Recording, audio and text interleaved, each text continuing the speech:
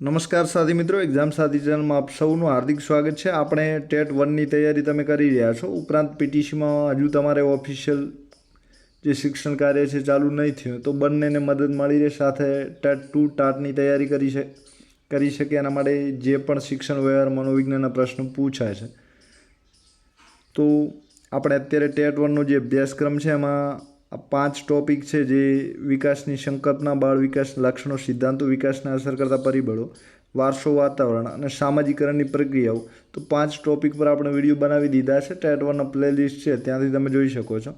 હવે અત્યારે આપણે સામાજિકતાનો જે વિકાસ છે ને તેને અસર કરતા પરિબળો છે, પછી સામાજિક જગત, બાળક, વાલી, શિક્ષક ને સહપાઠી. તો આના પર ચર્ચા કરવા જઈ રહ્યા છીએ, તો વિડીયો અચૂક જોઈ લો. સાથે આપણે ટોપિક વાઇઝ તમારા અભ્યાસક્રમ પ્રમાણે ચર્ચા કરી રહ્યા છીએ અને કાંઈ પણ ન છૂટે એ રીતની ચર્ચા કરી રહ્યા છે. તો વિડીયો અચૂક જોઈ લો, ચેનલને સબસ્ક્રાઈબ પણ કરી લો. સાથે વિડીયો પસંદ પડે તો લાઇક પણ કરી શકો છો. મનમાં કોઈ પ્રશ્ન હોય તો કોમેન્ટ પણ કરી શકો છો. સાથે અગાઉનો જે વિડીયો છે એમાં આપણે એરિક્સનના જે સિદ્ધાંતો છે એની પણ ચર્ચા કરી દીધી છે. મોન્ટસેરી, ફોબેલ, કોહેલબર્ગ સિદ્ધાંત છે, એની ચર્ચા આપણે હવે પછી કરશું. તો અત્યારે આપણે જે ચર્ચા છે એ સામાજિકતાનો વિકાસ કેવી રીતે થાય, એટલે કે બાળક સમાજમાં કઈ રીતે બને, એટલે કે બાળકમાં સામાજિકરણના જે ગુણો છે એ રીતે વિકસે, એની આપણે વાત કરવા જઈ રહ્યા છે અને એને કયા કયા પરિબળો અસર કરે છે એ તમામ ચર્ચા આ વિડીયોમાં કરશું આપણે. હવે સામાજિકતાનો વિકાસ એના વિશે આપણે વાત કરીએ તો માનવ જે છે એ એક સામાજિક પ્રાણી છે, આ બાબતથી તમે જાણો છો. હવે વ્યક્તિ એક નિરાધાર દશામાં જન્મે છે, એટલે કે કોઈના આધાર એને શરૂઆતમાં હોતો નથી. નિરાધાર દશામાં જન્મ લઈ સમાજમાં સુરક્ષા મેળવી ક્રમશઃ સમાજનો એ ભાગ બને છે, સમાજનો એ અંગ બને છે. જીવનભર આ સમાજમાં રહીને જીવનના જે વિવિધ વ્યવહારો છે, એટલે કે સમાજને લગતા જે પણ કામો છે એ બધું વ્યવહાર કરીને શીખે છે. અને આથી જ્યારે પણ વ્યક્તિને સામાજિક થવાની પ્રક્રિયા વ્યક્તિ તથા સમાજના અસ્તિત્વ માટે મહત્ત્વની ઘટના બની રહે છે. એટલે કે વ્યક્તિ વ્યક્તિની સામાજિક થવાની જે પ્રક્રિયા છે એને આપણે સામાજિકતા કહીએ છીએ. તો વ્યક્તિ જે સમાજના ગુણો વંશ પરંપરાગત ચાલ્યા આવે છે અને જે આ ગુણો છે જે સમાજ જીવન જેવું જીવી રહ્યો છે એવું આ વ્યક્તિ સામાજિક બને છે, વ્યક્તિ સમાજની પ્રક્રિયાઓ શીખે છે. તો એ એક જાતની સામાજિકતા છે. હવે આપણે એની વ્યાખ્યા જોઈ લઈએ. તો સામાજિક થવું એટલે પોતાની જાતમાં ખોવાઈ રહેવાના બદલે, એટલે કે પોતાની જાતમાં ખોવાવાના બદલે, એટલે કે એવું ન કરવું, પોતાની જાતમાં ન ખોવાવું, પરંતુ અન્ય સાથે પણ ભળવું, એને આપણે સામાજિકતા કહીએ છીએ. તો સામાજિક થવું એટલે પોતાની જાતમાં ખોવાઈ રહેવાના બદલે અન્ય સાથે ભળવું. એટલે કે પોતાની જાતમાં ખોવાવું એ તો બરાબર છે જરૂરિયાત પ્રમાણે, પણ સમાજ સાથે ભળવું, અન્ય બીજા એટલે કે કુટુંબ છે, તમારા સંબંધીઓ છે, સંબંધીઓની ઉપરાંત જે સમાજ છે, તો સમાજના ઘણા બધા જૂથો હોઈ શકે છે. તો બધા સાથે ભળવું, બધા સાથે મળવું, એને આપણે સામાજિકતા કહીએ છીએ. હવે ભળી શકવામાં પણ પોતાની કંઈ અધૂરપ હોય, એટલે કે કોઈ ભૂલ હોય ભળવામાં, તો એને દૂર કરવી. અને એવી જે કોઈ પરિસ્થિતિ હોય તમને સમાજ સાથે જોડાણ કરવા ના દેતી હોય, ભળવા ના દેતી હોય, તો પરિસ્થિતિને દૂર કરવી. અને સામાજિક કર્તવ્યો જાણી તેનું પાલન કરવું અને સતત જાગૃત રહેવું, એટલે કે સમાજમય રહેવું, એને સામાજિકતા કહે છે. તો તમારામાં સમાજ માટે જે પ્રક્રિયાઓ વિકસે છે, તમે જે સમાજમય બનો છો, તમારી જે નબળાઈઓ હોય છે એ સમાજ માટે તમે દૂર કરો છો અને સમાજને શોભે એવું તમે જ્યારે વર્તન કરો છો, ત્યારે કહી શકાય છે કે તમારામાં સામાજિકતા આવી છે. તો વ્યાખ્યા તમને ક્યાંય પૂછાય તો તમે લખી શકો છો. સામાજિક થવું એટલે પોતાની જાતમાં ખોવાઈ રહેવાના બદલે અન્ય સાથે ભળવું, તો એને સામાજિકતા કહેવાય છે. હવે આ જે ડ્રીવર છે, ડ્રીવર તમારે નામ યાદ રાખવાનું છે. તો ડ્રીવરે સામાજિકતાની સંકલ્પના આપી છે. તો વ્યક્તિ પોતાના સામાજિક વાતાવરણને અનુરૂપ બની તેની સાથે અનુકૂલન સાધે, તેનો અર્થ સામાજિકતા થાય છે. તો વ્યક્તિ પોતાના જે સામાજિક વાતાવરણ છે એને અનુરૂપ બને છે, એટલે કે એ સામાજિક વાતાવરણ જેવો બની જાય છે, એની સાથે અનુકૂલન સાધે છે. અનુકૂલન એટલે જોડાણ. તો સમાજ જેમ કરે છે, સમાજ દાખલા તરીકે મેળામાં જાય છે, ત્યાં નાચે છે, કૂદે છે, ગાય છે, તો એક જાતનું અનુકૂલન છે, જોડાણ છે.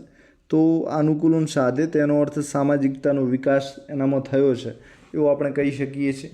તો આ જે સામાજિકતાનો વિકાસ થયો છે કે નથી થયો, એના માટે ડ્રીવરે જે સંકલ્પના આપી છે.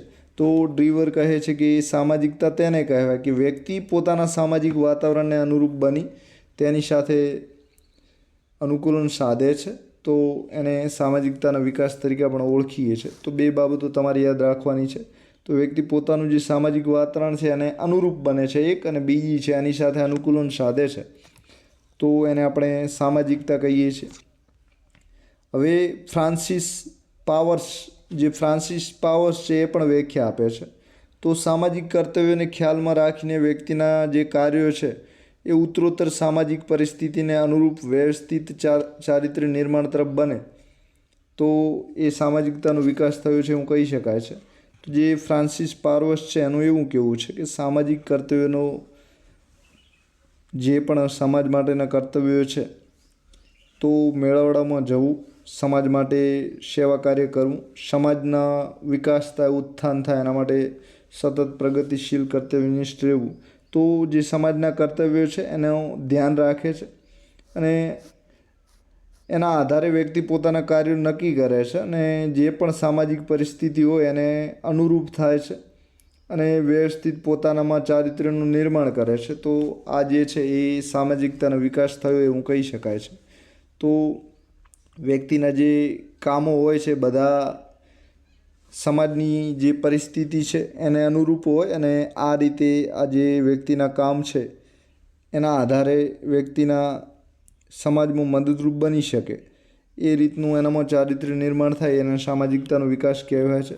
હવે જે સોરેનસન છે એ જણાવે છે કે સામાજિકતાનો વિકાસ છે એ પોતાની અને બીજાની ઉન્નતિ માટે સામર્થ્યનો વિકાસ સાધવો એવું કહેવાય છે. તો જે સોરેન્સની વ્યાખ્યા છે નાનકડી છે તો તમને યાદ રહી શકે છે. તો સામાજિકતાનો જે વિકાસનો અર્થ એ છે કે પોતાની અને બીજાની ઉન્નતિ એટલે વિકાસ, પ્રગતિ માટે સામર્થ્યનો વિકાસ સાધવો. સામર્થ્ય એટલે તમારામાં એવા ગુણ આવે તો આ ગુણ તમારી પ્રગતિ તો સાધે જ છે પણ બીજાની પ્રગતિ પણ સાધી શકે એવા સામર્થ્યના ગુણો તમારામાં જ્યારે આવે છે તો એને સામાજિકતાનો વિકાસ થયો એવું કહી શકાય છે. તો સામાજિકતાનો જે વિકાસ છે વ્યક્તિ વચ્ચે અથવા વ્યક્તિ અને વ્યક્તિ સમૂહ વચ્ચેની જે પારસ્પરિક આંતરક્રિયા છે એના આધારે જે પરિણામ મળે છે અને જે વ્યક્તિ છે એ એના વ્યવહારમાં બદલાવ આવે છે. તો બદલાવ કેવો આવે છે? તો જે સમાજમાં બદલાવ ચાલતો એ બદલાવ વ્યક્તિ જ્યારે ધારણ કરે છે ત્યારે આ વ્યક્તિ સામાજિકતા શીખ્યો છે તો આપણે કહી શકીએ છીએ. હવે એના વ્યવહાર તરે અંગેની આ જે જાગૃતિ છે એટલે કે એના વર્તનમાં જે સમાજના પ્રક્રિયાઓ જોઈને શીખીને બદલાવ આવ્યો છે એ એક જાતની સમાજ પ્રત્યે જાગૃતતા કેળવે છે ને આ જે સમાજમાં ચાલી રહ્યું છે એ પણ એ જોવે છે. તો આ જાગૃતતાના આધારે વ્યક્તિ અન્ય વ્યક્તિ કે વ્યક્તિનો જે સમૂહ છે તેની સાથે કેવું વર્તન કરવું તેનો નિર્ણય લેતા શીખે છે. સાથે બાળક નાનપણથી જન્મથી શરૂ કરીને જ્યારે પુખ્ત નાગરિક બને છે તો ત્યાં સુધીમાં એના જે સામાજિકતાનો વિકાસ છે એમાં ઘણા બધા પરિબળો પણ અસર કરતા હોય છે. તો હવે આ બાળકને સામાજિક બનાવવા માટે કયા પરિબળો અસર કરે છે, શું અસર કરે છે આપણે હવે જોવાના છીએ. તો પરિબળોનો પ્રશ્ન પૂછી શકાય છે કે બાળકની સામાજિકતા પર કયા પરિબળો અસર કરે છે. આ પરિબળો તમારે ખાસ યાદ રાખવાના છે. તો બાળકને સામાજિક બનાવવામાં જે પરિબળો અસર કરે છે એમાં પરિવાર છે, સ્વાસ્થ્ય અને શરીરનું બંધારણ છે, માનસિક વિકાસ છે, સાંવેગિક વિકાસ છે, વ્યક્તિત્વ છે, એનું વાતાવરણ છે, પછી શાળા, મિત્રમંડળ અને સમાજ. અત્યારે સોશિયલ મીડિયા પણ આમાં તમે ગણી શકો છો. તો આ બધા જ જે પરિબળો છે તો એ બાળકને સામાજિક બનાવવામાં મદદ કરે છે. તો કયા તો એક તો પરિવાર એના કુટુંબની વાત છે, એક એની સ્વાસ્થ્ય તંદુરસ્તી. દાખલા તરીકે કોઈ અપંગ વ્યક્તિ હોય અને સમાજમાં જ ક્યારેય ગયો ના હોય તો એ સામાજિક નથી બની શકતો. તો એનું સારું સ્વાસ્થ્ય હોય એ પણ એને મદદ કરે છે. સ્વાસ્થ્ય સાથે શરીરનું બંધારણ છે. ત્રીજું એનું માનસિક વિકાસ. દાખલા તરીકે ખૂબ હોશિયાર વ્યક્તિ હોય, એનો બુદ્ધિઆંક ઊંચો હોય તો એના વ્યક્તિઓનો બધાના નામ યાદ રહેતા હોય છે ફટાફટ. નામ યાદ રહેવાના લીધે એ લાગણીમય બની શકે છે, સરળ સ્વભાવનો હોય છે. તો એના લીધે એનો માનસિક વિકાસ થાય છે અને સમાજ સાથે તાત્કાલિક જોડાઈ શકે છે. સાંવેગિક વિકાસનો મતલબ છે તમારી ભાવનાઓ લાગણીઓનો વિકાસ. તો ક્રોધ છે, પ્રેમ છે, તો આ બધા જ સાંવેગિક વિકાસના લીધે પણ વ્યક્તિ સમાજ સાથે કઈ રીતે જોડાવું ના જોડાવું એ શીખી શકતો હોય છે. પછી વ્યક્તિત્વ, તો જે પર્સનાલિટી આંતરમુખી વ્યક્તિત્વ છે કે બાહ્યમુખી વ્યક્તિત્વ છે. તો આંતરમુખી વ્યક્તિત્વ પોતાના વિશે જ વાતો કરતા હોય છે ને પોતાની ચર્ચાઓ છે અંદર જ રાખતા હોય છે, બહાર નથી કાઢતા. જ્યારે જે બાહ્ય વ્યક્તિત્વ હોય છે બીજાને પણ જાણવાનો પ્રયત્ન કરતા હોય છે. તો વ્યક્તિત્વ પણ સામાજિકરણમાં મદદરૂપ થાય છે. પછી વાતાવરણ છે, તો વાતાવરણ બહુ મોટી શાખા છે, તો આમાં ઘણી બધી બાબતોનો સમાવેશ થાય છે. શાળા, તો શાળા પણ સામાજિક થવા માટેની એક લઘુ આવૃત્તિ છે, એટલે કે નાનકડો સમાજ છે. તો શાળા એક સમાજ જ છે, પણ કેવો સમાજ છે? તો કે નાનો સમાજ છે. અને જે વાસ્તવિક સમાજ છે બહુ મોટો વિશાળ સમાજ છે. તો આ શાળા પણ સામાજિકરણમાં બાળકને ખૂબ મદદ કરે છે. મિત્ર મંડળ, તો જે તમારી ટોળી જૂથ, તમારા જે સખા સખી હોય છે, મિત્ર તમારા હોય છે, એ પણ આ સામાજિક પ્રક્રિયામાં મદદ કરે છે. અને છેલ્લે સમાજ છે, સમાજ પણ શીખવે છે. તો આ બધા જ જે પરિબળો છે તમારે ખાસ યાદ રાખવાના છે. હવે આમાંથી એકાદ એવું પરિબળ હોય કે સામાજિકરણ શીખવતું નથી, તો એ પરિબળ જવાબ તરીકે નહીં આવે, બાકી બધા જ પરિબળો જવાબ તરીકે આવી શકે છે. તો આમાંથી કયો વિકલ્પ કેવી રીતનો કાઢશે કંઈ નક્કી ના રહે. તો બાળકને સામાજિકરણમાં મદદ કરનારા પરિબળોમાંથી નીચેનામાંથી કયા કયા પરિબળો છે? તો એમાં પરિવાર છે, શરીરનું બંધારણ છે, માનસિક વિકાસ છે, આવા પરિબળો લખેલા હોય. અને ચોથું ઓપ્શન હોય ઉપરના બધાએ, તો શું જવાબ આવશે? તો કે ઉપરના બધાએ જવાબ આવશે. તો આ રીતના પ્રશ્ન પૂછાઈ શકે છે. હવે સામાજિકતાના વિકાસને અસર કરતા પરિબળો, એની આપણે ચર્ચા કરવાની છે. તો એવા કયા પરિબળો છે કે એ સામાજિકતાના વિકાસને અસર કરે છે? તો ઉપર જે આપણે ચર્ચા કરી છે એ જ પરિબળો છે. થોડું એને ડિટેલમાં આપણે જોઈ લઈએ. તો આ પ્રશ્ન પીટીસીવાળાને મદદરૂપ થશે. જ્યારે ટેટ 1માં છે એ પ્રશ્ન આમાંથી નીકળી શકે છે, પણ આમાં ડિટેલમાં જઈને અંદરમાંથી પૂછે એવું સંભાવના ઓછી છે. તો જોઈએ કે સામાજિકતાના વિકાસને અસર કરતા પરિબળો કયા કયા છે? તો એક શારીરિક સ્વાસ્થ્ય. તો તંદુરસ્ત શરીર ધરાવનાર જે પણ વ્યક્તિ છે પોતાના પ્રસન્ન વ્યવહારના લીધે બીજાને ઝડપથી અપનાવી શકે છે ને આ રીતે બીજાના દિલ છે જીતવામાં સફળ થાય છે. જ્યારે અસ્વસ્થ અને અસક્ષમ વ્યક્તિ હોય તો બીજા સાથે ઝડપથી ભળી શકતો નથી. તો આ સામાજિકરણના વિકાસમાં મદદ કરવાવાળું પરિબળ હોય તો એક શારીરિક સ્વાસ્થ્ય છે. બીજું માનસિક શક્તિ છે, તો આની મેં વાત કરી છે. તો જે વ્યક્તિ ઉચ્ચ માનસિક શક્તિ એટલે કે વધારે બુદ્ધિશાળી હોય છે તો એનામાં એક તો નેતૃત્વ શક્તિનો ગુણ હોય છે અને તે બુદ્ધિપૂર્વક બધા સાથે અનુકૂલન એટલે કે જોડાણ સાધી શકે છે. સાથે લાંબા ગાળા માટે સંપર્કો પણ યાદ રાખી શકે છે, એટલે કે ચહેરા, એમના નામ છે એ પણ યાદ રાખી શકે છે. અને એમાં જે સામાજિક સંપર્કો હોય છે, કોન્ટેક હોય છે, ખૂબ વધારે હોય છે. અને આ રીતે કેટલીક વખત જે આ હોશિયાર વ્યક્તિ હોય છે એ આ રીતે સામાજિકરણ એનામાં ખૂબ વિકસે છે. પરંતુ માનસિક અસક્ષમતા, દાખલા તરીકે કોઈના નામ યાદ ના રહેતા હોય, શું બોલવું એ ખબર ના હોય, તો આવા બુદ્ધિ વગરના જે માણસો હોય છે, માનસિક અસક્ષમતા એટલે કે ઓછો બુદ્ધિઆંક હોય છે, એના બધું યાદ નથી રહેતું. તો એના લીધે આવા જે સામાજિક સંબંધો હોય છે એને ટાળતી પણ હોય છે. તો સામાજિકરણમાં જે માનસિક સ્વાસ્થ્ય છે એ ખૂબ મદદરૂપ થાય છે. ત્રીજું છે સાંવેગિક સ્થિતિ. તો સાંવેગિક સ્થિતિનો મતલબ છે વેગ. તો તમારું જે મન છે, તમારી જે બોલચાલ છે, તમારી જે એક્શન છે અને વેગ, ઝડપ, ગતિ આપે છે. તો એવા ગુણ કયા છે? તો એક તો ક્રોધ છે, તમને લાલચોળ કરી નાખીને બીજાને મારવા માટે તમે તૈયાર થઈ જાઓ. બીજો પ્રેમ છે, લાડ છે, સ્નેહ છે, તો આ બીજા સાથે તમને જોડે છે. તો આવી જે તમારી સાંવેગિક સ્થિતિ છે, તમારી મનોશારીરિક ભાવનાઓની લાગણીઓની જે સ્થિતિ છે એ પણ તમને મદદ કરે છે. તો ક્રો અને ક્રોના મતે સાંવેગિક અને સામાજિક વિકાસ બંને સમાંતર એટલે કે એક સાથે થતા હોય છે. કયા કયા? તો કે સાંવેગિક અને સામાજિક વિકાસ બંને સાથે થતા હોય. સામાજિક વિકાસ વિશે તમે અત્યારે હાલ ભણી રહ્યા છો, બરાબર. સાંવેગિક એટલે ભાવનાઓનો વિકાસ. તો સારી ભાવનાઓ હોય એનામાં તો ઝડપથી સમાજ સાથે જોડાય છે. બધે ઝઘડા કરતો હોય તો સમાજ સાથે ભળી શકતો નથી. એટલે કે અનિચ્છનીય સંવેગો ધરાવનારી સમાજમાં કોઈ આકર્ષિત થતું નથી. જ્યારે પ્રેમાળ વ્યવહાર કરતી હોય, વિનોદી વ્યક્તિ, હસમુખ હોય, સરસ મજાનું હસતું હોય, આપણને એને જોઈ રહેવાનું મન થાય એવું સરસ મજાનો હસતો હોય, તો એ ઘણા માટે પ્રેરણાદાયક અને મનગમતી વ્યક્તિ બની રહે છે. તો આ રીતે સામાજિકરણની પ્રક્રિયા જે છે એમાં સાંવેગિક સ્થિતિ ખૂબ ઉપયોગી છે. પછી વ્યક્તિત્વ છે. તો વ્યક્તિત્વના 2 પ્રકારો છે. કેટલા છે? એક અંતર્મુખી વ્યક્તિત્વ છે અને બીજું જે છે એ બહિર્મુખી વ્યક્તિત્વ છે. તો આ બંને જે વ્યક્તિત્વ છે એ અંતર્મુખી વ્યક્તિત્વ પોતાનામાં જ મસ્ત રહે છે, એટલે કે પોતાના કામમાં જ રહે છે. તો પોતાના કામમાં જે મશગુલ હોય અને સમાજથી કાંઈ લેવા દેવા ના હોય તો એનામાં સામાજિકરણ ઓછું આવે છે. જ્યારે બહિર્મુખી વ્યક્તિત્વ ધરાવતી વ્યક્તિ હોય છે બીજાને સમજવામાં રસ રાખે છે, એટલે કે બીજાને સમજે છે, એના સુખ દુઃખમાં સાથી પણ બને છે. તો સ્વાભાવિક રીતે બીજા પ્રકારનું જે વ્યક્તિત્વ ધરાવે છે એના લીધે સામાજિકતાનો વિકાસ થાય છે. તો આમાં વ્યક્તિત્વ દાખલા તરીકે અંતર્મુખી વ્યક્તિત્વ છે એ સામાજિકતાના લાવવામાં મદદરૂપ થાય છે. તો હા, ના, સહમત, અસહમત આવા વિધાન અલગ અલગ આપેલા હોઈ શકે છે. તો તમે કહી શકો છો કે ના, અંતર્મુખી વ્યક્તિત્વ છે એના લીધે સામાજિકતાનો વિકાસ બહુ ઓછો થાય છે. તો આ રીતે પ્રશ્ન પણ પૂછાઈ શકે છે, તો ધ્યાન રાખજો. હવે પરિવાર કુટુંબની વાત કરીએ તો બાળક હોય છે એ સામાજિક સંબંધોમાં પોતાના વડીલો જે રીતે સંબંધો રાખતા હોય છે અને જોઈ જોઈને શીખે છે.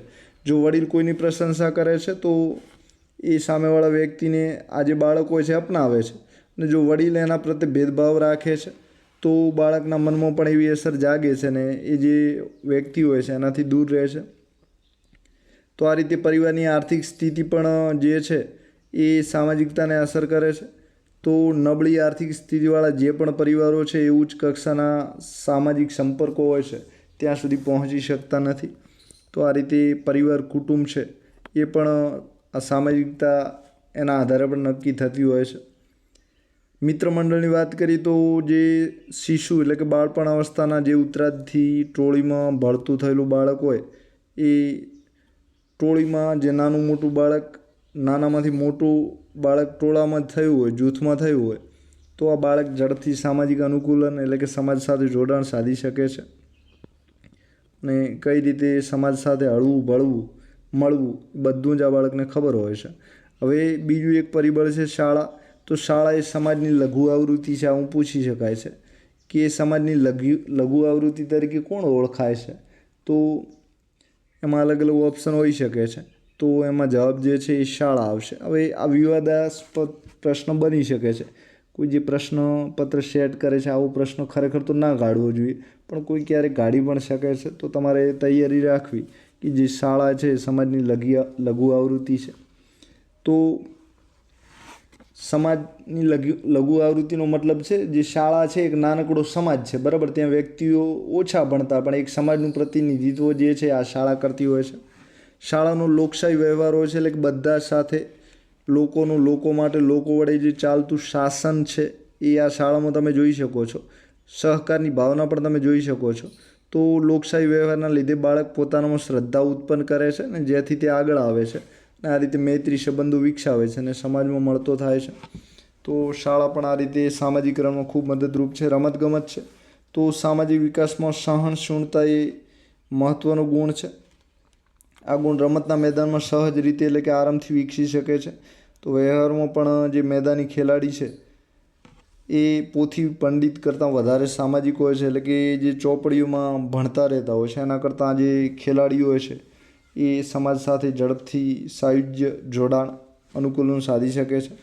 અન્ય માધ્યમો છે રેડિયો, ટીવી, ચલચિત્રો, વર્તમાનપત્રો જેવા માધ્યમોની પણ પરોક્ષ અસર છે એ બાળકની સામાજિકતા પર તમે જોઈ શકો છો. તો અત્યારે છૂટાછેડાનું પ્રમાણ જે ખૂબ આપણા સમાજમાં વધ્યું છે તો એનું કારણ છે પશ્ચિમીકરણ. તો પશ્ચિમી સંસ્કૃતિમાં જોયું કે અમેરિકામાં 10-10 લગ્ન થતા હોય છે. તો આપણા ભારતની સંસ્કૃતિમાં પણ એવું કરાય, એવું પશ્ચિમીકરણમાં લોકો શીખી રહ્યા છે, પણ આપણી સંસ્કૃતિ એવું નથી કહેતી.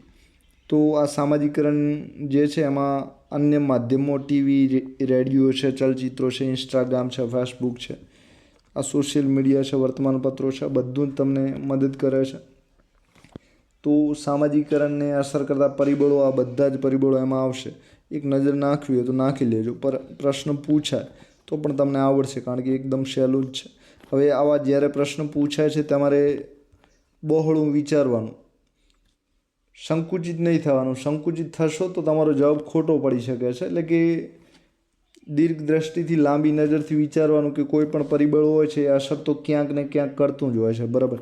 એક સાથે ઉતાવળ પણ નહીં કરવાની. દાખલા તરીકે એક એવો પણ ઓપ્શન આપેલો હોય કે તમને દેખાઈ આવે કે આ પરિબળ તો ના જ આવે, તો આ રીતે બંને રીતે તમારે તૈયારી રાખવાની. હવે આ જે સામાજિકતા છે એના શૈક્ષણિક ફલિતાર્થ શું છે? તો આ સામાજિકતા શિક્ષણમાં કઈ રીતે ઉપયોગી થાય છે, કઈ રીતે અગત્યનું છે, કઈ રીતે જોડાણ વિનિયોગ સાધે છે. તો વિનિયોગની અગત્યતા અને તેને નિયંત્રિત કરવાની ક્ષમતાનો વિકાસ, તો એના વિશે સામાજિકતાનો વિકાસ છે એના લીધે શૈક્ષણિક ફલિતાર્થ, શિક્ષણમાં શું શું પરિણામો મળે છે, શિક્ષણમાં શું શું ફાયદા થાય છે, એની આપણે વાત કરવાની છે. તો આ પીટીસીના મિત્રો છે એને કામ લાગી શકે છે. ટેટમાં આવું નહીં પૂછાય. આ ટેટમાં એવું બની શકે છે કે 4 ઓપ્શન આપેલા હોય અને એક પ્રશ્ન હોય, તો 4 ઓપ્શનમાંથી તમને ઓળખવાનું થાય કે નીચેનામાંથી કયું લક્ષણ સામાજિકતાના મહત્ત્વ નથી દર્શાવતું. તો એકાદ કદાચ એવું પૂછાઈ શકે છે, પણ એ તમે વાંચશો તો તમને ખબર પડી જશે. એટલે આમાં તમારે કોઈ તૈયારી ખાસ કરવાની જરૂર નથી. તો બાળકનું જે શારીરિક સ્વાસ્થ્ય છે અને પૌષ્ટિક ખોરાકો છે અને આ મળી રહે એના માટે તમે ઘણા બધા રચનાત્મક કાર્યક્રમો પણ કરી શકો છો. એટલે કે નાસ્તો બનાવવાની તાલીમ છે, વાનગી મેળાનું આયોજન પણ કરી શકો છો. તો આના લીધે પણ એનામાં સામાજિકતા વિકસે અને આ રીતે એક શિક્ષણમાં સારું પરિણામ મળી શકે છે. શાળામાં પ્રવાસ, મનોરંજનના કાર્યક્રમો છે, શ્રમ સફાઈ, સુશોભન છે, સમૂહ પ્રાર્થના છે, આ કાર્યક્રમો પણ તમે ગોઠવી શકો છો. ચર્ચા સભા પણ ગોઠવી શકો છો. શાળામાં ભાષા, ગણિત, ઇતિહાસ, વિજ્ઞાન આના અલગ અલગ મંડળો પણ તમે બનાવી શકો છો, એટલે કે ગ્રુપ બનાવી શકો છો. નાગરિક શાસ્ત્ર જેવા વિષયો છે તો થિયરી આધારિત ન બન્યા રહે અને સમાજનો સીધો સંપર્ક કરી શકે, તો એવું પણ તમે શીખવી શકો છો. સામાજિકતા મિતિનો ઉપયોગ કરીને પણ જે અલગ બાળકો રહે છે એને તારવી શકો છો. તો આ સામાજિકતા મિતિ જે છે, મિતિ એટલે મિત્રતા કહેવી. તો સામાજિકતા મિતિ એક જાતનો વિશ્લેષણ કરવા માટેની, જે સામાજિકતા કોઈ બાળકમાં કેટલી છે કે નથી એ જાણવા માટે સામાજિકતા મિતિ જે છે એક હથિયાર તરીકે કામ કરે છે. તો જેમ મોબાઈલ તમારે અનેક રીતે ઉપયોગી છે, એમ કોઈ વ્યક્તિમાં સામાજિકતા છે કે નથી એના માટે આ સામાજિકતા મિતિ જે છે એ ખૂબ ઉપયોગી છે. ક્યાંય પૂછાય તો જોઈ લેજો.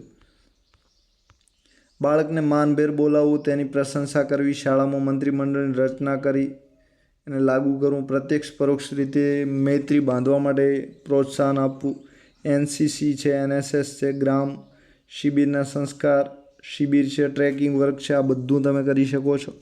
એનસીસીનો મતલબ છે નેશનલ કેડેટ કોર. શિક્ષકોએ બાળકો સાથે અનૌપચારિક સંબંધો વિકસાવવા, જેથી બાળકો પોતાની જે ગમતી મુશ્કેલી છે એ રજૂ કરી શકે છે. સાથે અસામાજિક વર્તન કરતા બાળકોને સાંભળી એને પણ મદદ કરવી જોઈએ. વિકલાંગ અને મંદ બુદ્ધિના જે બાળકો છે એમનો અહમ ન ગવાય તે પણ શિક્ષકે જોવું જોઈએ.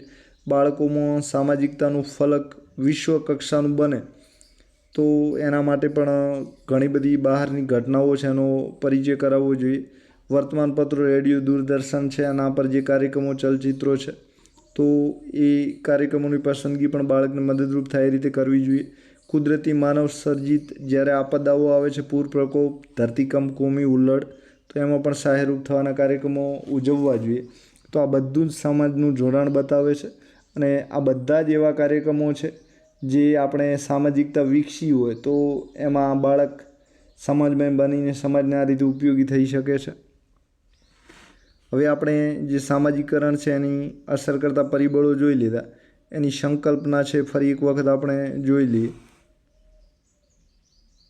તો સામાજિકરણની જે સંકલ્પના છે અગાઉ પણ આપણે જોઈ લીધી છે. હવે તમને એમાંથી કોઈ સરળ પડતી હોય અને સારી રીતે યાદ રહેતી હોય તો ફરીથી ચર્ચા કરવી તો આપણે કરી લઈએ. તો માનવી સમાજમાં જન્મે છે અને એ સામાજિકતા જે સમાજમાં જન્મ્યું હોય, ઉછર્યું હોય તેના વાતાવરણમાંથી એ પ્રાપ્ત કરે છે. તો આ રીતે પોતાનું જે રીતભાત છે, ભાષા છે, પહેરવેશ છે, આચાર વિચાર છે, તો એમાં આ જે સમાજ હોય છે એની અસર રહે છે, ખૂબ અસર રહે છે.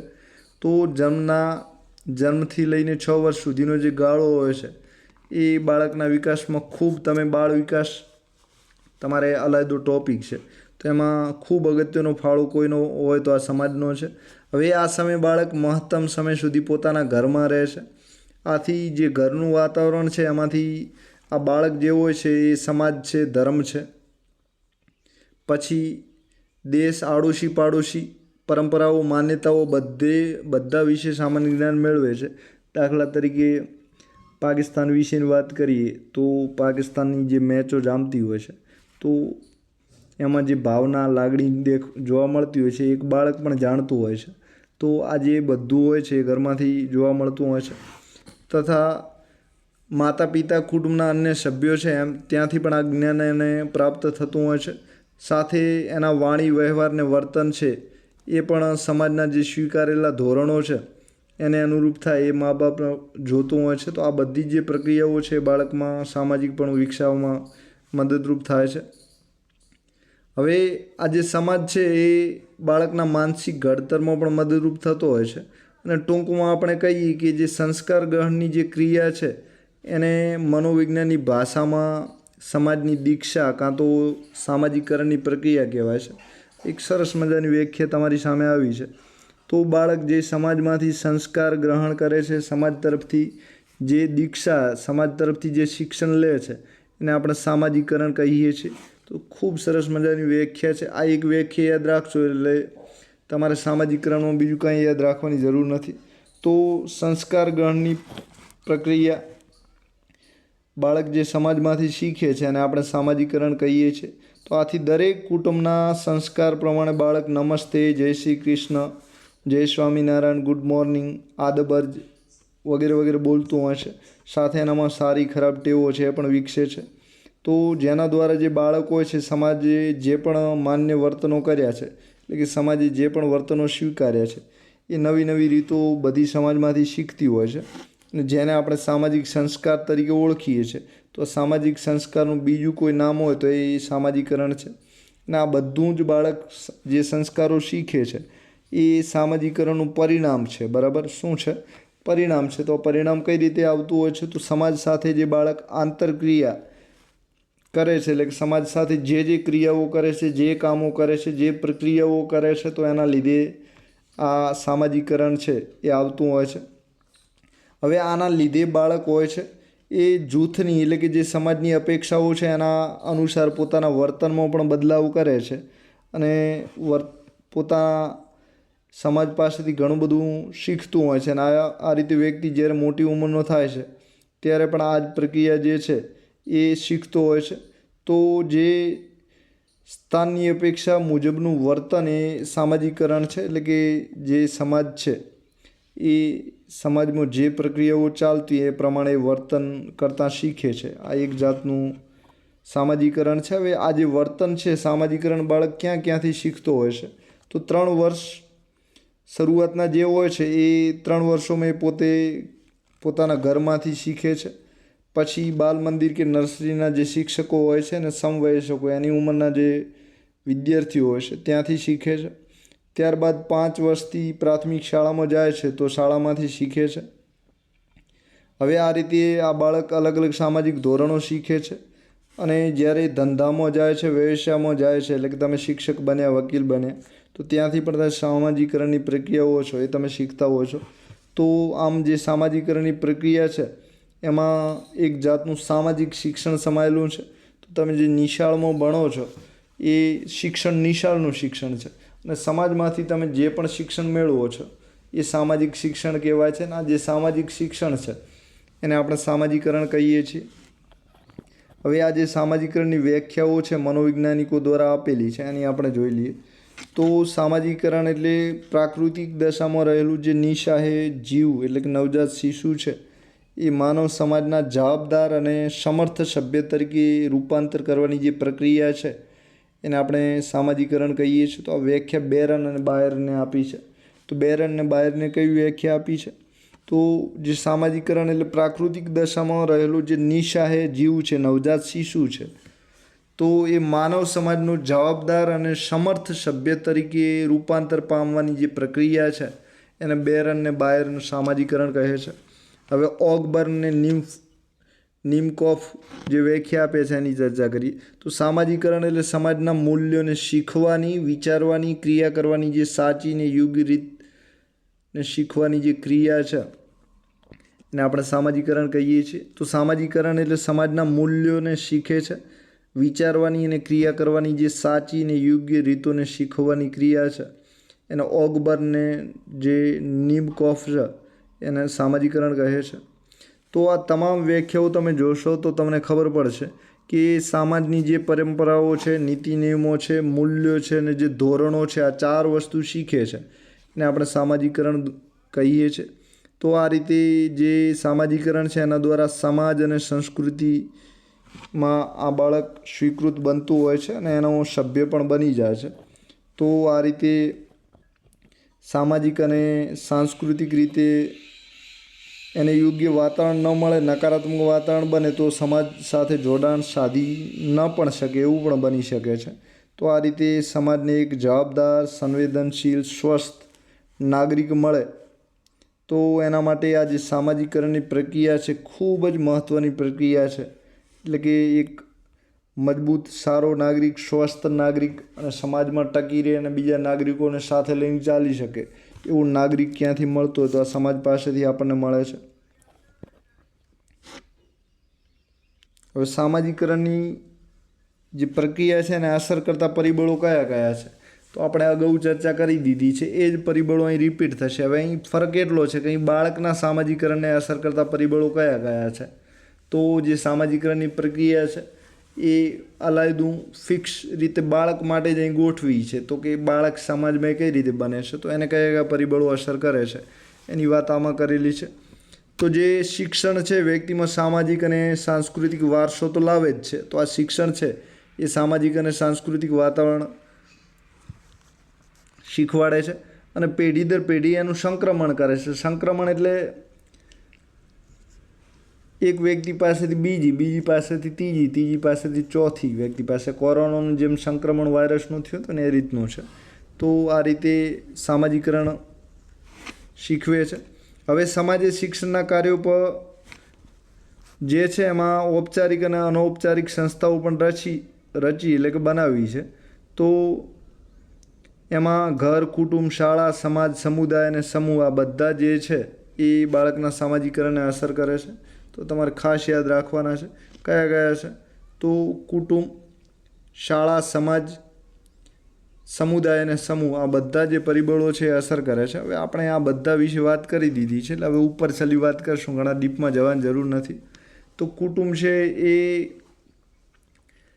બાળકને સામાજિક બનાવવા માટે પ્રારંભિક અનૌપચારિક શૈક્ષણિક સંસ્થા છે. અનૌપચારિક એટલે કે એના કોઈ નીતિ નિયમો ના હોય, કુટુંબ કેવું જ શીખવાડશે. શાળાના નિયમો હોય કે આ જ અભ્યાસક્રમ શીખવવાનો છે પણ કુટુંબમાં એવું નથી હોતું એટલે એ અનૌપચારિક કહેવાય છે. હવે માતા બાળકની પ્રથમ શિક્ષિકા ગણાય છે. 5 થી 6 વર્ષ સુધી બાળક માતા પિતાને જે સગા સંબંધીઓ છે એની પાસે રહે છે અને આ જે બાલ્યાવસ્થાનો સમયગાળો છે એમાં આ બાળક પર કુટુંબની ખૂબ અસર પડતી હોય છે. જો બાળકને અનુકૂળ સામાજિક અને મનોવૈજ્ઞાનિક વાતાવરણ એને મળી રહેશે તો બાળકના વર્તનમાં આપણે જેવા ધાર્યા હોય છે એવા પરિવર્તનો આવતા હોય છે. અને જો આવું ન મળે તો એના સંસ્કાર પર ખરાબ અસર પણ પડી શકે છે. તો અને આવું જે ખરાબ સંસ્કાર ધરાવતું બાળક છે એને એ અસરમાંથી બહાર કાઢવું હોય તો શિક્ષક માટે ખૂબ મુશ્કેલ રહે છે. સાથે માતા પિતાને પણ તકલીફ પડતી હોય છે. તો મુક્ત વાતાવરણમાં જે બાળકનો વિકાસ થયો હોય, જેને ભરપૂર પ્રેમ મળ્યો હોય તેવું બાળક તંદુરસ્ત વિકાસ સાધી શકે છે. તો આ રીતે જે કુટુંબ છે એ બાળકના વ્યક્તિત્વના બૌદ્ધિક, સામાજિક, સાંવેગિક અને નૈતિક પાયો નાખવામાં ખૂબ મદદરૂપ બને છે. કયા કયા પ્રકારના વિકાસમાં કુટુંબ મદદ બને છે તો વ્યક્તિત્વના જે બૌદ્ધિક, સામાજિક છે, સાંવેગિક છે, નૈતિક છે, બધા જ વિકાસમાં મદદરૂપ બને છે. તો બાળકનો જે સામાજિક વ્યક્તિ તરીકેના વિકાસ માટે ઘરના મહત્ત્વના કાર્યો, ઘરમાં કયા કયા કાર્યો થાય છે તો એક તો બાળકને સામાજિકરણ શીખવું હોય તો ઘરમાંથી મળે છે. બીજું સંસ્કારીકરણ એટલે કે સંસ્કાર પણ ઘરમાંથી મળે છે. ધાર્મિક આસ્થાનો પ્રચાર, કયા દેવદેવીઓની પૂજા કરવી એ પણ ઘરમાંથી શીખે છે. નૈતિક અધ્યયન એટલે કે શું સારું છે અને શું ખરાબ છે એ જાણવું એને નૈતિક અધ્યયન કહેવાય છે, નૈતિક શિક્ષણ કહેવાય છે. અને પાંચમું છે પરિવારમાં સ્થાન. આ બધું જ જે છે એના માટે ઘર નૈતિક શિક્ષણ માટે અગત્યનું સાધન છે. સામાજિકરણ શીખવા માટે આ જે ઘર છે એ ખૂબ મદદ કરતું હોય છે. હવે બીજું જે જૂથ છે સમવયસ્કોનું જૂથ છે. સમવયસ્ક એટલે સરખી ઉંમર ધરાવતા ટોળું. એનો બીજો મતલબ થાય છે મિત્રો. તો જે ટોળી કે જૂથમાં સક્રિય રીતે ભાગ લેવાથી આ જે બાળક હોય છે એ અન્ય વ્યક્તિને સમજતો શીખે છે. અન્ય જે બીજા એના મિત્રો હોય છે એને સમજતા શીખે છે. સાથે સંદેશા વ્યવહાર એની જોડે વાતચીત કરવાની કુશળતા પણ પ્રાપ્ત કરે છે. તો સહકારની ભાવના છે, બીજાની ટીકા ટિપ્પણી છે તો એના પ્રત્યે ધીરજ રાખવી, વિવેક બુદ્ધિ છે, સામાજિક મનોવલણ છે, સામાજિક સંવેદનશીલતા છે. તો આ બધી જ ટેવો છે એ આ ટોળામાંથી શીખતો હોય છે, મિત્રો જોડેથી શીખતો હોય છે. તો જે સામાજિકરણનું ધ્યેય છે આ તમને ક્યાંક પૂછાઈ શકે તેમ છે, તો યાદ રાખજો. તો જે સામાજિકરણનું ધ્યેય તો શું છે? તો એક સ્વતંત્ર અને જવાબદારીને ભાનવાળો નાગરિક બનાવવો. તો સ્વતંત્ર અને જવાબદારીનું ભાન જેને હોય એવો નાગરિક બનાવવો એ આ સામાજિકરણનું ધ્યેય છે. તો આથી જે સમવયસ્કોનું જૂથ છે એ બાળકોમાં સારા સંસ્કારમાં ખૂબ મદદરૂપ થાય એવું શિક્ષકોએ ખૂબ અને માતા પિતાએ ખૂબ જ ધ્યાન રાખવાનું છે. હવે શાળાની વાત કરીએ તો શાળા માટે તમે આ વિક્ટર હ્યુગોનું જે વાક્ય છે, આ સેન્ટેન્સ ખૂબ યાદ રાખજો. જે એક નિશાળ ખોલે છે તે એક જેલ બંધ કરે છે. તો વિક્ટર હ્યુગો કરીને જે મનોવૈજ્ઞાનિક થયા છે, તો જે એક નિશાળ ખોલે છે તે એક જેલ બંધ કરે છે. ખૂબ સરસ મજાનું વિધાન છે. ક્યાંક કોટેશનમાં મૂકવું હશે તો પણ તમને મદદરૂપ થશે. સાથે શિક્ષકના વ્યવસાય અને ગૌરવ પેદા કરે એવું આ સેન્ટેન્સ છે. તો વિક્ટર હ્યુગોનું જે વિખ્યાત વિજ્ઞાન શાળાનું મહત્ત્વ પુરવાર કરવા માટે પર્યાપ્ત છે. તો શાળા શિક્ષણની એક કેવી સંસ્થા છે? ઔપચારિક. કુટુંબ કેવી સંસ્થા છે? અનૌપચારિક. તો ઔપચારિક સંસ્થા વિશે પૂછી શકાય કે શિક્ષણની ઔપચારિક સંસ્થાઓ કઈ કઈ છે? તો શાળા, કોલેજ, મહાશાળા એટલે કે મહાવિદ્યાલય બધું આવી શકે. જ્યારે કુટુંબ છે ઔપચારિક ન કહેવાય. તો આ રીતે જ્યારે પણ પ્રશ્ન પૂછાય છે ઔપચારિક અનૌપચારિકનો ત્યારે તમે સમજી શકો છો. શાળા શિક્ષણનું શાસ્ત્રીય માધ્યમ છે. ઘરમાં બાળકના ઘડતરનો પાયો નાખવો હોય તો કુટુંબ મદદરૂપ થાય છે. અને જ્યારે ઇમારત ઊભી કરવી હોય તો આ ઇમારત ઊભી કરવામાં, બાળકના સંસ્કારોની ઇમારત ઊભી કરવામાં કોઈ મદદ કરતું હોય તો એ શાળા મદદ કરે છે. તો ઘરમાં જે સુટેવો, ભાવના, વલણો કેળવાય છે એને મજબૂત કરવાનું કામ, એનો મહાવરો કરાવવાનું કામ કોણ કરે છે? તો કે શાળા કામ કરે છે. ઘરમાં સંસ્કારોનું શિક્ષણની શરૂઆત થાય છે પણ એ વધુ ગતિશીલ બને, વધુ પ્રગતિશીલ બને, વધુ અંશે કાર્ય કરી શકે એમાં શાળા એ ઘરની પૂરક સંસ્થા તરીકે કામ કરે છે. જેમ અધૂરો ઘડો હોય ને એને પાણીથી પૂરેપૂરો ભરવો હોય તો એમાં પાણી રેડવું પડે છે. તો જે સંસ્કારો બાળકમાં અડધા હોય તો એને પૂરા કરવાના કામગીરી કોઈ કરતી હોય તો એ ઘરની પૂરક સંસ્થા તરીકે શાળા કામગીરી કરે છે. તો ઘર દ્વારા જે પણ શિક્ષણ અપાય છે એ અપૂરતું હોય તો એમાં શાળા એમાં મદદરૂપ થઈ શકે છે અને એના માટે શાળાની સ્થાપના કરવામાં આવી છે. તો વિજ્ઞાન ટેકનોલોજીનો ઘણો બધો વિકાસ થયો છે, જ્ઞાનનો વિસ્ફોટ થયો છે, જ્ઞાનની અનેક નવી શાખાઓ આવી છે. એટલે કે ભણતર શિક્ષણ છે હવે બાળક ઘણી જગ્યાએથી મેળવતું હોય છે. તો આ પરિસ્થિતિને પહોંચી વળવા માટે શાળાના માટે ખૂબ મોટી જવાબદારી શાળા માથે આવી છે. તો શાળા માથે આવી છે એનો મતલબ એ છે કે શિક્ષકો જે તમે શિક્ષક બનવા જઈ રહ્યા છો કે ભવિષ્યમાં શિક્ષક બનશો તો આ જવાબદારી તમારા પર પણ આવશે. તો સામાજિક અને સાંસ્કૃતિક વારસાનું સંક્રમણ કરવાની કામગીરી તમારે કરવાની છે. હવે ડ્યુઈના મંતવ્ય, જ્હોન ડ્યુઈ તમે નામ સાંભળ્યું છે. તો શાળા સંસ્કારોના સંચરણ દ્વારા અપક્વ બાળકોને કેળવવાનું મહત્ત્વનું સાધન છે. તો એક તો વિક્ટર હ્યુગોનું વિધાન યાદ રાખવાનું છે ને બીજું આ જ્હોન ડ્યુઈનું જે વિધાન છે એ પણ તમારે યાદ રાખવાનું છે. તો શાળા સંસ્કારોનું જે સંચરણ છે એના દ્વારા અપક્વ બાળકોને કેળવવાનું મહત્ત્વનું સાધન છે. તો બાળકોની જે કેળવણી છે એમાં આ જે ડ્યુઈનું વાક્ય છે ખૂબ મદદરૂપ થાય છે. તો ડ્યુઈનું જે મંતવ્ય છે એના હેઠળ શાળા સંસ્કારોનું સંચરણ કરે છે. જે અપક્વ બાળકો છે એને કેળવવામાં ખૂબ મદદરૂપ થાય છે. તો શાળા આપણને ક્યાં ક્યાં મદદ કરે છે?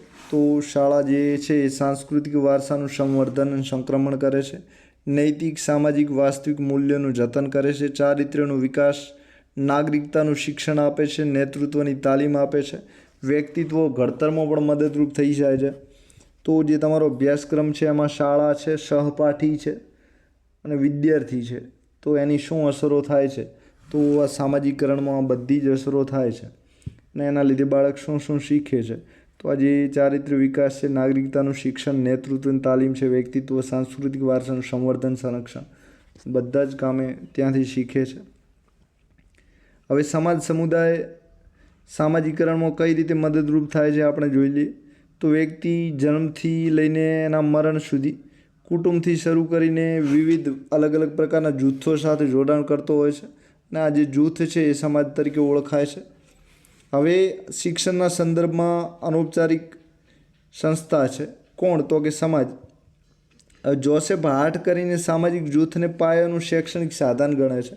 આ જોસેફ હાર્ટનું નામ તમારે યાદ રાખવાનું છે કારણ કે તમારે અલાયદો સામાજિકરણનો ટોપિક આપ્યો છે. તો એવો પ્રશ્ન પૂછાઈ શકાય છે કે સામાજિક જૂથને પાયાનું શૈક્ષણિક સાધન કોણ ગણે છે?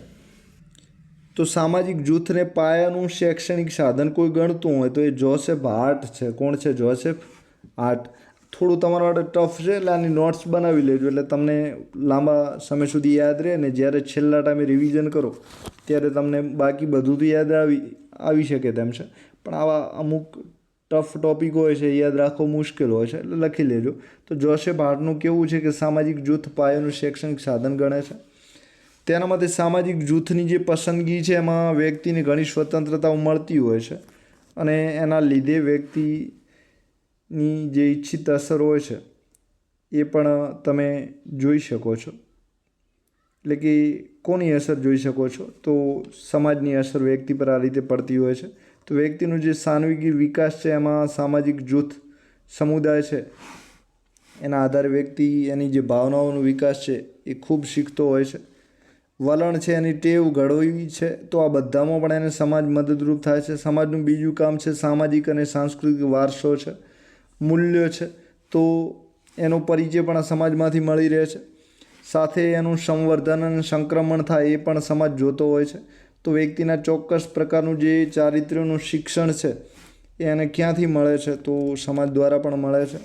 સમાજ અને સમુદાય વ્યક્તિના સામાજિકરણમાં ઘણી રીતે મદદરૂપ નીવડી શકે છે. તો આ રીતે આપણે જોઈ શકીએ છીએ.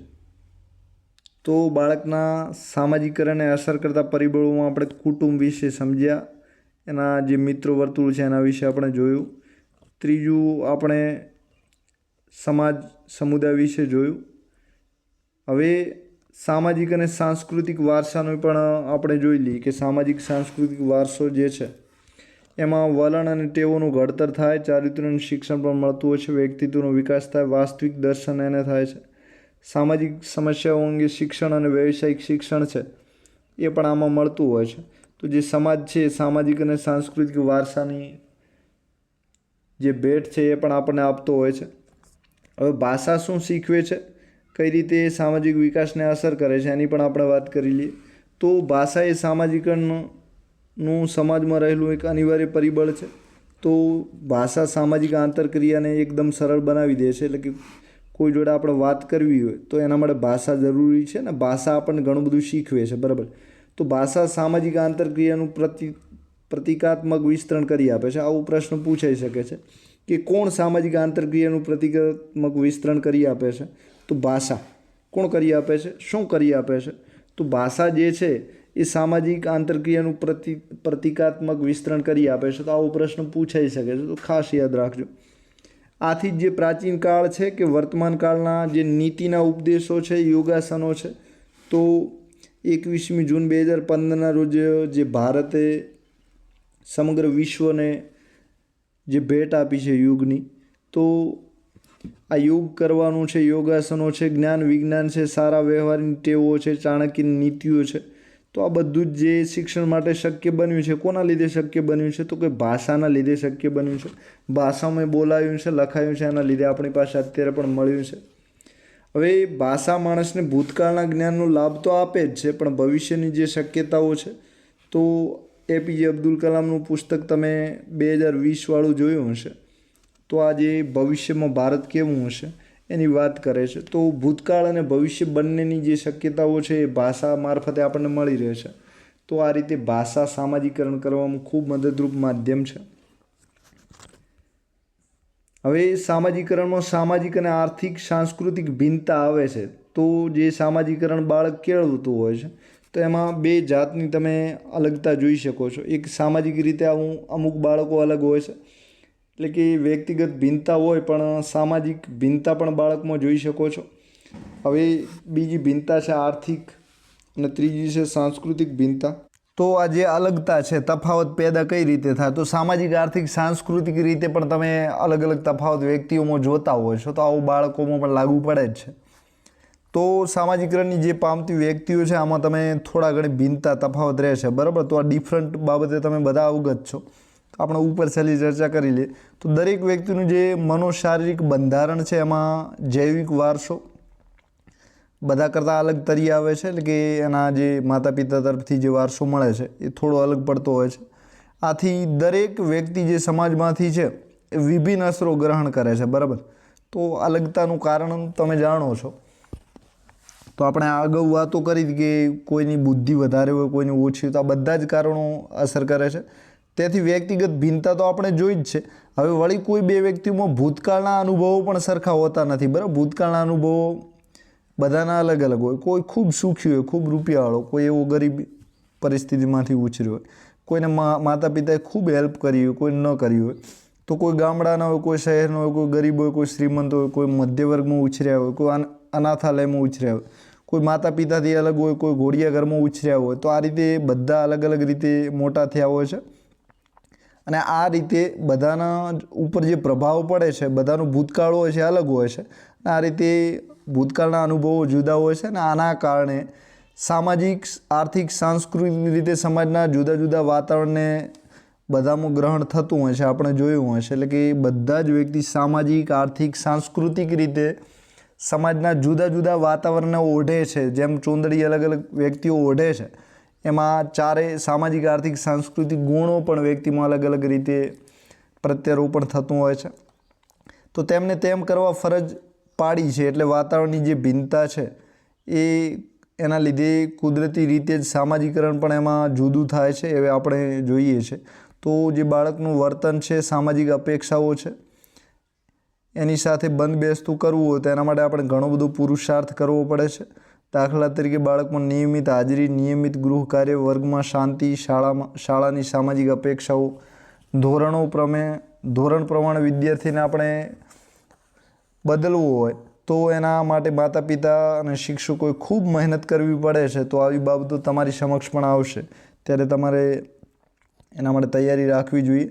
વળી બે અલગ સંસ્કૃતિમાં જે ઉછરેલું બાળક હોય છે એનું સામાજિકરણ પણ અલગ અલગ હોય છે. હવે દાખલા તરીકે માનવ વ્યક્તિત્વ છે અને સમાજ ઘડે છે. કોણ ઘડે છે? અથવા તો એ માનવ છે એ સામાજિક ઘડતરનું પરિણામ છે. તો આમ સમાજ અને જે સંસ્કૃતિ છે એને માનવ ઘડે છે, અને માનવને કોણ ઘડે છે? તો સમાજને સંસ્કૃતિ ઘડે છે. તો આ રીતે અરસપરસની જે આંતરક્રિયાઓ છે તમે જોઈ શકો છો. હવે નામ તમારે ખાસ યાદ રાખવાના છે. તો જે રૂથ બેની ડિકેટ છે, કોણ છે? રૂથ બેની ડિકેટ છે એ એક બીજો મનોવૈજ્ઞાનિક છે, જાની ડોબુચન, બરાબર. અને એક ત્રીજો છે ક્વાકિટ ઉલટ. તો ઉલટ જાતિની જે સંસ્કૃતિઓ છે અને જે જાતિના માનવના સ્વભાવનો અભ્યાસ હતો એ કોણે કર્યો હતો? આ ત્રણેય વૈજ્ઞાનિકોએ કર્યો હતો. કયા વૈજ્ઞાનિક છે? તો કે મનોવૈજ્ઞાનિક છે. કોણ કોણ? તો રૂથ બેની ડિકેટ છે, જાની ડોબુચન છે અને ક્વાકિટ છે. તો ઉલટ જાતિની જે સંસ્કૃતિઓ છે અને જાતિના માનવોનો જે સ્વભાવનો અભ્યાસ છે એ આમણે કર્યો હતો. તો જાતિની જે અલગ અલગ જાતિની સંસ્કૃતિઓ છે એનો અભ્યાસ કરવાવાળા કોણ કોણ છે હું પૂછાય તો આ તમારે નામ યાદ રાખવાના છે. રૂથ બેની ડિકેટ, જોની ડોબુચન અને ક્વાકિટ, આટલા જણ છે. હવે એમાં એક માર્ગરેટ મીડે છે. કોણ છે? તો માર્ગરેટ મીડે ન્યૂ ગિની પ્રદેશની જે આરપેસ છે, પછી મુંડુ ગોમર છે અને ચાંબુલી નામની જે આદિવાસી જાતિઓ છે એનો અભ્યાસ કર્યો હતો. તો હવે આ ખાસ તમારે યાદ રાખવાનું છે. જે મોર્ગુટ મીડે છે તો એમણે જે અભ્યાસ કર્યો હતો એમાં આ 3 જાતિઓ છે, આદિવાસી જાતિઓ છે, એવું પૂછાઈ શકે કઈ કઈ જાતિઓનો અભ્યાસ કર્યો હતો. તો તમારે માર્ગરેટ જે મીડે છે એમણે એક ન્યૂ ગિની જાતિ છે. કઈ જાતિ? New guinea. બીજી આરપેસ છે, ત્રીજું નામ છે મુંડુ ગોમર અને ચોથી ચાંબુલી છે. તો આ 4 આદિવાસી જાતિઓનો અભ્યાસ કરનાર કોણ હતો? તો કે માર્ગરેટ મીડે. હવે બીજો પ્રશ્ન એવો પૂછે કે માર્ગરેટ મીડે નીચેનામાંથી કઈ એક જાતિનો અભ્યાસ નથી કર્યો? તો એમાં આ 4માંથી 3 આપેલી હોય ને એક જ અલગથી આપેલી હોય, તો તમે જવાબ તરીકે જે અલગથી આપી છે એ લખી શકો છો. એટલે એના માટે તમારે 4 યાદ રાખવી જરૂરી છે. તો આ સમાજલક્ષી મનોવૈજ્ઞાનિકો જે છે એમને માનવના ઘડતરમાં સમાજ અને સંસ્કૃતિનું જે મહત્ત્વ છે એ આપણને સમજાવ્યું છે. તો એવો પ્રશ્ન પૂછાય તો માનવના ઘડતરમાં સમાજ અને સંસ્કૃતિનું મહત્ત્વ કોણે સમજાવ્યું છે? તો પણ તમારે આ 4 મનોવૈજ્ઞાનિકના નામ યાદ રાખવાના છે. મીડ તેના અભ્યાસના આધારે જણાવે છે કે સ્ત્રીઓ અને પુરુષોનો જે સ્વભાવ લક્ષણો છે એમના જે જીવનના કામો હોય છે જન્મજાત હોય છે. કેવા હોય છે? જન્મજાત છે. તો આ જે આપણે જન્મજાત છે એવું માનીએ છીએ એ ખોટી વાત છે, ભૂલ ભરેલી વાત છે. તો જે સ્ત્રી પુરુષનો સ્વભાવ લક્ષણો અને જીવન કાર્ય છે એનું ઘડતર કોણ કરે છે? તો કે સમાજ અને સંસ્કૃતિ ઘડે છે. કોણ ઘડે છે? સમાજ અને સંસ્કૃતિ. તો આપણે એવું માનતા હોઈએ છીએ કે આ તો જન્મજાત લક્ષણો લઈને આવ્યો છે, તો એવું નથી હોતું. તો સમાજ અને જે સંસ્કૃતિ છે એ સ્વભાવ લક્ષણો અને જીવનના જે કામો છે એમાં ખૂબ અસર કરે છે. તેથી સંસ્કૃતિ આપણે અલગ અલગ ભિન્નતા જોઈ શકીએ છીએ. તો રૂથ બેનેડિક્ટ જે છે એ એવું કહે છે કે બાળકના જન્મ સાથે જ એના અનુભવો અને તેનું જે વર્તન છે એ જન્મજાત કે કૌટુંબિક સંસ્કૃતિના રંગે રંગાય છે. તો બેનેડિક્ટનું થોડું અલગ માનવું છે કે એના જે કુટુંબના રંગ હોય છે, કુટુંબની જે અસર હોય છે એના આધારે બાળકનું વર્તન જે છે એ થતું હોય છે. તો તેની કૌટુંબિક સંસ્કૃતિની જે ટેવો છે તેની ટેવ બને છે ને એ સંસ્કૃતિની જે માન્યતાઓ છે એ બાળકની માન્યતાઓ બને છે. એટલે કે ટેવ અને માન્યતા બે બાબતમાં આ વસ્તુ લાગુ પડે છે. તો આવું કોણ માને છે? તો રૂથ બેનેડિક્ટ માને છે. હવે સંસ્કૃતિ જેને અસંભવિત ગણે તેને પણ તે અસંભવિત ગણી લે છે. આમાં બંને જે નુર્વાંશ શાસ્ત્રીઓ છે, નુર્વાંશ એટલે માનવ જાતનો અભ્યાસ કરનાર, બરાબર, ક્યાંય પૂછાય તો આ જે નુર્વાંશ શાસ્ત્રીઓ બંને છે જુદા જુદા સમાજની સંસ્કૃતિઓ જુદી જુદી હોવાથી તેનું જે સામાજિકરણ છે એ પણ કેવું થાય છે? તો જુદું જુદું થાય છે એવું માને છે. તો આમ સામાજિકરણની જે સામાજિક રીત છે, આર્થિક રીત છે અને સાંસ્કૃતિક રીતે જે ભિન્નતા જોવા મળે છે એ બાબતે ઘણા બધા સંશોધનો થયા છે. તો ઉપરના મનોવૈજ્ઞાનિકોની આપણે ચર્ચા કરી. એ ઉપરાંત એવરોનના જંગલી બાળ વિક્ટર છે. પછી બંગાળના વીરુબાળા આમલા અને કમલા પર પણ આવા સંશોધનો થયા છે. તે ઉપરાંત મધ્યપ્રદેશના બાબરા તરફના જે ગીચ જંગલોનો શિયાળ બાળ તનસુખ છે, શિયાળનું નાનું બાળ તનસુખ છે, એના પર પણ આવા અભ્યાસ થયા છે. તો આ 3 કથાઓના આધારે આપણને શું સાબિતી મળે છે? તો જે એવરોનના જંગલી બાળ વિક્ટર છે એના આધારે માનવ બાળ પ્રાણી સમાજના વાતાવરણથી જીવી શકે છે અને મોટું થઈ શકે છે અને ઉછરી પણ શકે છે. તો જે માનવનું બાળ હોય છે, માણસનું જે બાળક હોય છે એ સમાજના વાતાવરણમાં જીવી શકે, ત્યાં મોટું પણ થઈ શકે છે અને ત્યાં ઉછરી પણ શકે છે. તો એવરોનનો જે જંગલી બાળ વિક્ટર છે ત્યાંથી જંગલી બાળ વિક્ટર પરથી આપણને આ શીખવા મળે છે. બીજું જે બંગાળની વીરુબાળા અમલા અને કમલા કરીને જે છોકરીઓ છે તો વરુની બાળા, બરાબર, એટલે કે વરુ કરીને જે પ્રાણી છે ત્યાંથી આ બધું શીખે છે અમલા અને કમલા. તો માનવ બાળ પ્રાણી સમાજમાં પ્રાણી જેવા જ વર્તનો શીખી લે છે. તો કોઈ પ્રાણી જોડે રહે, દાખલા તરીકે ઘોડા જોડે રહેશે તો ઘોડા જેવા વર્તનો શીખે છે. હાથી જોડે રહેશે તો હાથી જેવા, અને વરુ જોડે રહે છે અમલા અને કમલા તો એ પ્રાણીઓ જેવા વરુ જેવા વર્તનો શીખે છે. ત્રીજું છે મધ્યપ્રદેશના બાબરા તરફના જે ગીચ જંગલનો શિયાળનો બાળક તનસુખ. શિયાળનું માણસનું બાળક છે પણ શિયાળ જોડે મોટું થાય છે. તો એ જે તનસુખ છે તો બાળકના માનવ તરીકેના વિકાસમાં શરૂઆતના જે સામાજિકરણનું મહત્ત્વ છે તેમાં આમ તમે ભિન્નતા જોઈ શકો છો. તો આ ભિન્નતાનું કારણ શું છે? એ જે સંસ્કારો જ્યાંથી શીખે છે ત્યાંથી તેવા સંસ્કારો શીખે છે, તો એના લીધે ભિન્નતાઓ પડે છે. હવે આમ મોટા ભાગની જે સમાજની વ્યવસ્થા છે એમાં બાળક મા બાપ પાસેથી બિનઔપચારિક રીતે સમાજની દીક્ષા મેળવે છે, અને જે ઔપચારિક શિક્ષણ છે એ શાળામાંથી મળે છે, અને જે મા બાપ પાસેથી મળે છે બિનઔપચારિક કહેવાય છે. 5 વર્ષની ઉંમર પછી શાળાએ જતું બાળકો શિક્ષકો પાસેથી સમાજની રીતિનીતિ પ્રમાણે ઔપચારિક શિક્ષણ પણ શીખી જાય છે. આ ઉપરાંત સામાજિકરણની જે પ્રક્રિયા છે એમાં આચાર વિચારની સામ્યતા અને એકરૂપતાની આવશ્યકતા રહેલી છે, એટલે કે એકરૂપતા હોય એ ખૂબ જરૂરી છે. અલગ અલગ સંસ્કૃતિઓ હોય તો ત્યાં અમુક સંસ્કૃતિનો નાશ થતાં પણ તમે જોયો છે. તો શીખવાની ક્રિયા અને સામાજિકરણ જે છે એ ખૂબ ગાઢ સંબંધ ધરાવે છે. અને દાખલા તરીકે નાના બાળકને તમે જ્ઞાતિ વ્યવસ્થાની ઉત્પત્તિની જડતા વિશે શિક્ષણ આપીને એમ કહો કે કોઈ પણ જાતનો ભેદભાવ પાયા વગરનો છે, તો તે વિચારોની અસર કાયમ એના પર ના રહે. એટલે કે તમે જેવું એને શીખવો એવું એ સમાજમાંથી શીખવે છે. તમારે કોઈ વિચારો, કોઈ એના મનમાં આદતો ટેવો બદલવી હોય તો તમે એને એ રીતના સંસ્કારો આપો તો બદલી શકો છો. અને કોમ વચ્ચે આપણે પૂર્વગ્રહ પણ જોયો છે. તો આ સામાજિકરણ પ્રક્રિયાઓને નડતરરૂપ છે. તો શું નડે છે? તો એક તો પૂર્વગ્રહ નડે છે, પછી જાતિગત જે શિક્ષણ છે એમાં તમે ભેદભાવ ઊભા કર્યા હોય, જડતા હોય તો પણ નડે છે. તો જે સામાજિકરણની પ્રક્રિયા છે એના માટે શાંતિ સૈનિકો રૂપે કામ કોઈ કરતું હોય તો એ શિક્ષકો છે. તો સામાજિકરણ સમજી બાળકનું સામાજિકરણની જે રચનાત્મક દિશામાં તમારે લઈ જવું હોય, સારી રીતે એને વિકસાવવું હોય, તો શાંતિના દૂત તરીકે, શાંતિના સૈનિક રૂપી સમાજમાં શાંતિ જાળવવાનું કોઈ કામ કરતું હોય તો શિક્ષક તરીકે તમારે આટલું કરવું જોઈએ. શું કરવું જોઈએ? તો કુટુંબનું વાતાવરણ સંવાદિતા ભર્યું, સમજણપૂર્વકનું, શિસ્તવાળું હોવું જોઈએ. તેવું તમારે એમના મા બાપને શીખવવાનું છે. કોના મા બાપને? તો બાળકના. બાળકની તુલના તમારે કોઈ સાથે કરવાની નથી, એટલે કે એને એની ઝડપથી વિકસવા દેવાનું છે. પુષ્કળ સર્જન પ્રવૃત્તિઓ એને આપવાની છે. સમાધાન વૃત્તિ એનામાં કેળવાય એ માટે રમત જૂથ પ્રવૃત્તિ આપવાની છે. શિક્ષા તો ક્યારેય જ ન કરવી જોઈએ. પ્રશંસા અને કદર થાય તો કરી શકો છો. તો સામાજિકરણનું જે ધ્યેય છે એ સમાજને સ્વતંત્ર, સ્વાવલંબી અને જવાબદાર નાગરિક બનાવવાનું છે. તો ફરીથી આવ્યું, સામાજિકરણનું ધ્યેય શું છે? તો સ્વતંત્ર, સ્વાવલંબી અને જવાબદાર નાગરિક બનાવવાનું છે. આથી શારીરિક અને માનસિક યોગ્યતા અનુસાર સ્વતંત્રતા બાળકને મળે એ જરૂરી છે.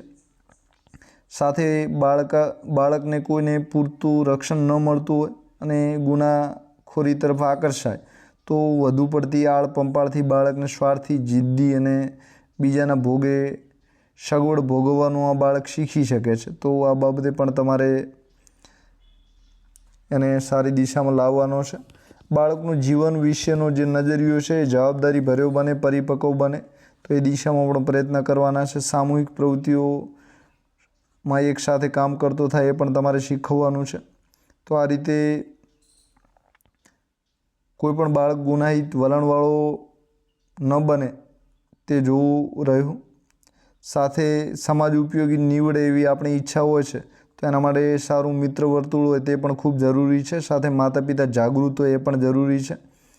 તો ઘણી વખત એવું બને છે કે સમાજમાં ઘણા બધા પ્રશ્નો હોય છે, તો એ ગંદકી, સ્વચ્છતા, જ્યાં ત્યાં કચરો ફેંકવો, ચોરી કરવી, ઈર્ષ્યા કરવી, મારામારી કરવી, બીજાને લૂંટવું, આતંકવાદ, ભ્રષ્ટાચાર છે, તો આવી ઘટનાઓ સમાજમાં બનતી હોય છે. તો બાળક જોવે છે અને એના લીધે આ બધું શીખતો હોય છે. તો આવી ઘટનાઓ સમાજમાંથી તમે નાશ કરશો તો બાળક પણ આવું નહીં શીખે. તો જે વિશ્વ શાંતિની ગુરુ ચાવી છે, તો બાળકના સકારાત્મક, રચનાત્મક સામાજિકરણ કરવામાં સચવાયેલી છે. આ પ્રશ્ન ક્યાંક પૂછાઈ શકે છે, તો ખાસ ધ્યાન રાખજો.